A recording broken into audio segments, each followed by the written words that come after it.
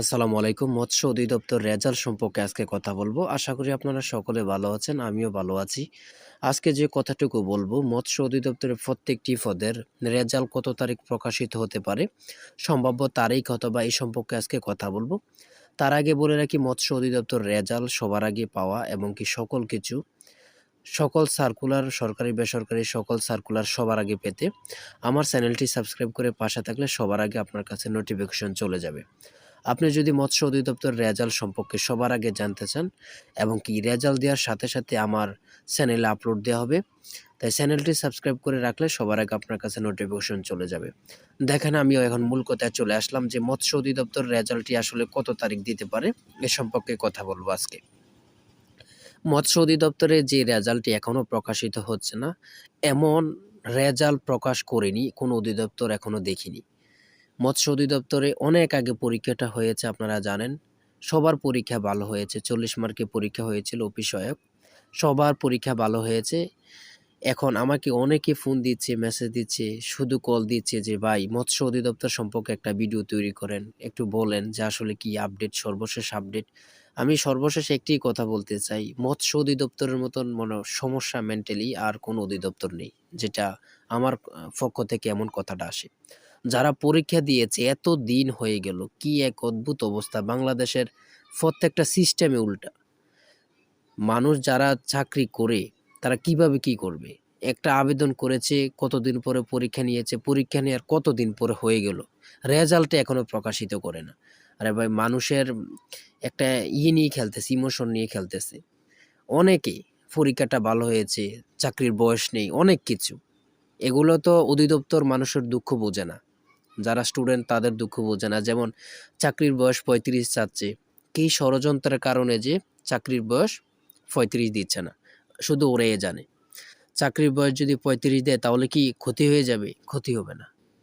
এই যে হাজার হাজার বেকার অল্প বয়সে সকলে সকলে চাকরির বয়স শেষ হয়, তারপরে পরিবারের স্বপ্ন পূরণ করতে পারে না। যাই হোক, আমি এখন মূল কথায় আসতেছি।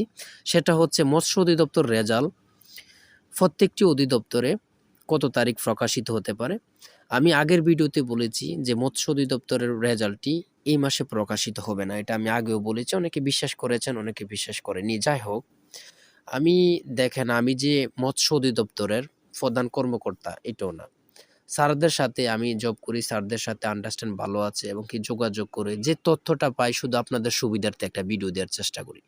দেখেন, এখান থেকে যে আমার টাকা ইনকাম বা অনেক টাকা ইনকাম হয়ে যাচ্ছে, আয় হয়ে যাচ্ছে, এটা না। শুধু আপনারা রিকোয়েস্ট করেন, এর জন্য একটা ভিডিও দিই, এর যোগাযোগ করি। আমারও তো সমস্যা হয় যোগাযোগ করতে, কেন আমি আপনাদের জন্য অন্যজনের সাথে কথা বলবো, যোগাযোগ করে আপনাদেরকে জানানোর দরকার কি? আপনাদেরকে জানাই, আপনারা অনেকে ফোন করেন আর একটু সান্ত্বনা পান এর জন্যে। আমি বলেছি যে এই মাসে রেজাল্ট প্রকাশিত হবে না, অবশ্যই সম্ভাব্য হবেও না। তবে ঈদের আগে রেজাল্ট প্রকাশিত হয় কিনা সেটা বলা যাচ্ছে না এখনো। ঈদের আগে যেই এক অদ্ভুত অবস্থা বাংলাদেশের তৈরি হচ্ছে, কি করবে মানুষ? না খাইয়ে কয়দিন পরে মরবে আমার মনে হচ্ছে। ঠিক আছে? তো সম্ভাব্য তারিখ এই মাসে হয়তো প্রকাশিত হবেই না। আর সর্বশেষ কথাটা হচ্ছে যে মৎস্য অধিদপ্তরের রেজাল্ট হয়তো ঈদের পরে প্রকাশিত হতে পারে। তো সবার জন্য দোয়া। কি, কেমন দোয়া? সেটা হচ্ছে ধৈর্য ধারণ করার দোয়া। মৎস্য অধিদপ্তর প্রত্যেকটি পরীক্ষার্থীদের যেভাবে ইমোশন নিয়ে খেলেছে, সবাই যেন ধৈর্য ধরতে পারে, ওটাই। কারণ ধৈর্য না থাকলে এতদিন পরীক্ষা দেওয়ার পরেও কোনো রেজাল্ট প্রকাশিত হয় না, এটা ধৈর্য ছাড়ার কোনো কথা নেই। অদ্ভুত ব্যাপার, মানুষ কতদিন ধৈর্য ধরবে? আরেকটা রয়েছে যে বিদ্যুৎ উন্নয়ন বোর্ড নিরাপত্তা প্রহরী, ওই অধিদপ্তরও রেজাল্টও এখনো প্রকাশিত হয়নি। মানে বাংলাদেশের অবস্থাটা এখন কোথায় যেয়ে পৌঁছেছে, এটা শুধু আপনারা ছাড়া আর কেউ জানেননি। যাই হোক, আমি সর্বশেষ একটা কথাই বলতে চাই, আপনারা ধৈর্য ধরুন। অনেক ধৈর্য ধরেছেন, তারপর অনেক ধৈর্য ধরুন। সকলে ইনশাল্লাহ পাবেন। ভালো যারা পরীক্ষা দিয়েছেন অবশ্যই তাদের রেজাল্ট আসবে। সকলে ধৈর্য ধরুন। দেখেন, আবার অনেকে বলতেছে যে মৎস্য অধিদপ্তর রেজাল্ট কি বাদ হয়ে গিয়েছে? না, রেজাল্ট বাদ হবে কেন?